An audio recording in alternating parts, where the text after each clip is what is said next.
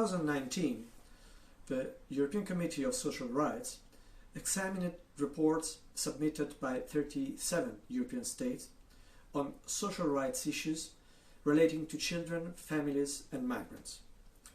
Out of almost 900 conclusions, more than 50% were conclusions of conformity, which shows that European states properly comply with many obligations concerning social rights. Unfortunately, around 32% were conclusions of non-conformity, and this shows that there still are many problems in many states regarding full respect for social rights in the different areas that have been examined.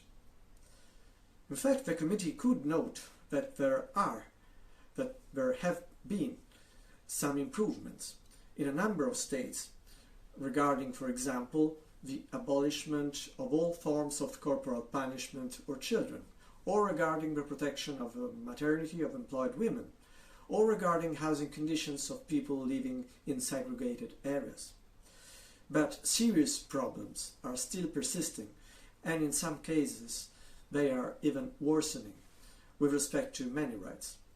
If we consider the protection of children, we found, for example, that the prohibition of employment under the age of 15 years is not effectively monitored in many states.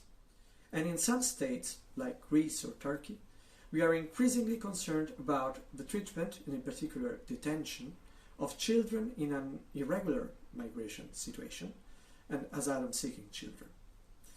In a different field, that of the right of family to protection, the level of family benefits is definitely inadequate in too many states, including, among others, Belgium, Greece, Ireland, Italy, Poland or Spain. As regards the rights of migrant workers, respect of the right to family reunion was found to be particularly problematic.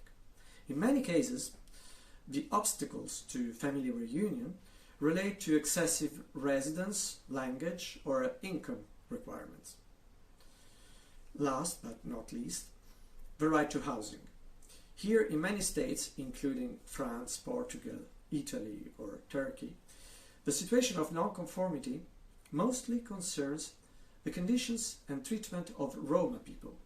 This means, for example, substandard housing conditions of Roma, or obstacles for the access to social housing, or insufficient protection for evicted persons or groups. So, as you can see, the general situation regarding rights of children, families and migrants in their everyday life is still far from being fully satisfying, and much has still to be done. Let's hope that the conclusions adopted in 2019 by the Committee of Social Rights can be of help to European states to better comply with their obligations under the European Social Chapter.